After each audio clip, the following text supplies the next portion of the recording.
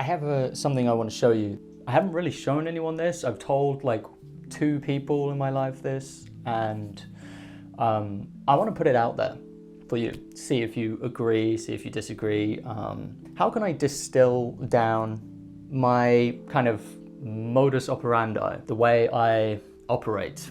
I can kind of condense it down into 4 words. So here it is, I'm going to reveal it. We've got 4 words here, and it's kind of split down the middle because these are 2 different ideas, but they're similar.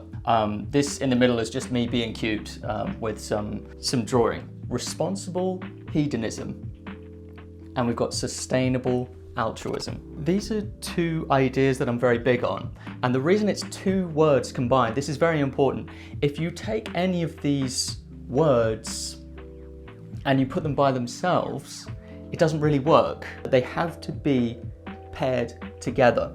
Each one, there's kind of a limiter on it, you see. So responsible is the limiting part of hedonism. If you have just hedonism by itself, it's pretty bad. But if you have responsible hedonism, that kind of tempers it. It controls it in a way. Sustainable altruism is another one. Sustainable being the limiter on there. If you didn't have the word sustainable, altruism by itself would not be feasible. Let me run through some examples of what I mean by responsible hedonism. So we can apply this to many things. Here's an obvious one. This is an obvious reason for how hedonism can be okay. Hedonism is great, as long as it's not at the expense of someone else. You see, when it becomes at the expense of someone else, if someone is suffering because of your hedonism, because of this, right, then it's very bad. And that's not tolerated in here. So it has to be done responsibly. Here's another one. This is one that some of you might know about me right now. Food. How does food fit in with this? You want to have a steak dinner, right? You want to eat a nice steak dinner. Is that okay under responsible hedonism? I would say no.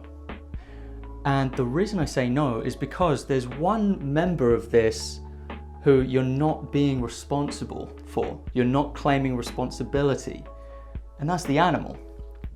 So the cow had no say in this. The cow is being exploited for your steak dinner. Therefore, it doesn't fit with responsible hedonism. If you think about a concept like gay rights, that would have been solved a long time ago. Gay marriage would have been legalized a long time ago if we realized that hedonism is fine as long as it's done responsibly and as long as it's not hurting anyone, as long as no one is being hurt by it. If you have responsible by itself, it becomes also something not very good because you're being so responsible that you never take care of yourself. You don't treat yourself as someone who deserves pleasure in some kind of way. You know, you deserve to feel joy. Hedonism. Now this is an interesting word because hedonism, the concept you have in your mind instantly is like short-term gratification. Taking whatever's immediately in front of you, whatever you want in that moment, that's what people think of as being hedonism, right? But why can't hedonism be long-term? Why can't hedonism be making a smart career move? That's just expanding the time horizon of hedonism. If you make a really smart career move, you're going to feel great long-term fulfillment from that. The problem a lot of people have with hedonism is they're just not applying it over a long enough time horizon. They're applying it to a very short time horizon instead of a long time horizon. Keep that in mind. Long-term hedonism could be an extra add-on to this. Sometimes it's smart, oftentimes it's smart to restrain ourselves in the short term so that we can get the long-term rewards, which are often much more deep, much greater, more fulfilling rewards in our life. So that's responsible hedonism. I'll leave that one there. Now we have sustainable altruism. The problem with responsible hedonism, if you had responsible hedonism just by itself, the problem with it is that it's not very outgoing. You're making sure that you're minimizing your liability.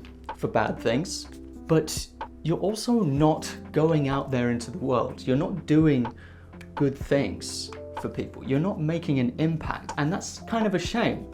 It's not living up to your true potential if you're only doing responsible hedonism. That's where we have sustainable altruism. Now, altruism, I'm very interested in. If you want to do some research into altruism, there is one author that I highly recommend, and his name is Peter Singer. Peter Singer has written a number of books on altruism, and he's a fantastic author and thought leader when it comes to altruism. The truth is that many of us, whether we want to admit it or not, are capable and are in an adequate situation in our lives where we can give something. We can give something to people who are less fortunate than us. You might not want to acknowledge it, but chances are that you might well be in that bracket of people. Does this mean that we should just give all of our money, like everything you have in the bank account, and donate it to charity? No. And the reason for that is because, first of all, you are deserving of joy yourself. You are a person, you are a creature, you are deserving of joy. But secondly, if you do that, then you can't give anything more in the future. You basically set yourself up to be homeless, and you disable your ability to function normally. So altruism by itself, if you follow it to its longest extent, to its furthest extent, and you only help people and you never help yourself, and you give everything you own, everything you have, it's actually not a good long-term solution for altruism. Again, expanding your time horizon. Think long-term. In the long term, to be a good altruist, you want to be investing in yourself. You want to be making sure that you're taking care of yourself, that you're occasionally enjoying yourself, because that's going to help you be a better altruist. This is where the word sustainable comes in as the limiter, the limiting word, the word that kind of wraps around altruism to make altruism better, sustainable. How can you keep on giving for even longer, for the rest of your life? You make it sustainable. There's someone I want you to think about. The person who has given the most, to my knowledge, is this man, Bill Gates. He is the person I know who has given the most. Bill Gates and Warren Buffett. If you're thinking about Bill Gates in terms of his lifetime, his career, his time on this earth, the most responsible thing he could have done at 19 years old was to start Microsoft, was to build a great business, because that enabled him later on, once he'd accumulated vast sums of wealth, to give it all away, to be a philanthropist. Now, he would have done the world a huge disservice if he had not created Microsoft, if he had not done the hard work up front, invested in his business. I think that's really good food for thought. The same goes for Warren Buffett. So what's a way that we can make this sustainable? Well, one of the challenges, which I am taking on this year, this is going to be my first year of actively measuring how much I give, is to be in the 10% club. This is an idea, again, that from Peter Singer. 10% club is actually measuring each year how much you earned and taking 10% of that and donating it to charity. So that's a very interesting idea, I think, because it scales with how much wealth you have. So if you have less, you give less. If you have more, you give more. It's percentage based. For most of us who don't have large families to support, who don't have people we're caring for, a large number of us could give 10% of our wealth each year, of our earnings each year, and donate it to a charity. And the reason we don't is because it's painful. It is painful, but we could do it, and we could maintain the same lifestyle, more or less, the same lifestyle that we already have. You might not be able to get that flat screen TV.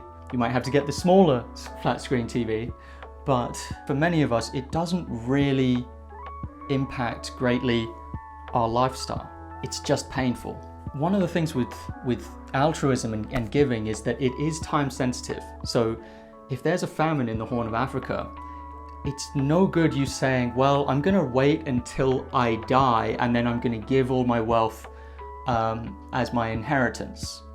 It's no good saying that, because people might be starving now. There might be people who are living in the ruins of earthquakes now. So it's time sensitive. And that's why giving each year is a good way to maximize how your altruistic behavior is done. If you're an optimist like me, you would imagine that now is the worst time to be around because things are going to get better. And if you believe that, then you always believe that you should give that 10% this year and not way out in the future. Also, it just beats procrastination. If you have to do it every year, it beats procrastination. Now, I'm going to take another idea from a guy called Sam Harris. He says that giving should be automatic. Now, you won't get as much satisfaction from it if you're doing it automatically, but you shouldn't have to make an active choice every time you give. That kind of limits you, it kind of disables you, it makes it more difficult if you have to make the choice every time. You have it automatically deducted from your balance. These transactions to these charities happen automatically. I can link in the description for you some of my favorite charities. These are proven charities. These are charities that maximize the good deeds you can do, and they're for great causes. In case you don't know of any charities, there's a lot of misconceptions about charities, that they're all a scam, that they're all hustle. It's not true. There's a lot of charities out there. Some of them are bad, but some of them are really, really good and worthwhile. So I will link in the description those charities that I would recommend. I'm interested to hear what you think, or to read about what you think about my little model here. Very, very simple, condensed model, how I'm living my life currently. The kind of very simple, basic rule system that I have in place that seems to work. Like everything so far that I know about living does seem to fit in here, with the exception of two other things, which is purpose-based. This is a little add-on one that I don't actually think is as important. But if you're wondering about purpose, there is one thing that I learned from a great writer called Viktor Frankyl. And this is the concept of,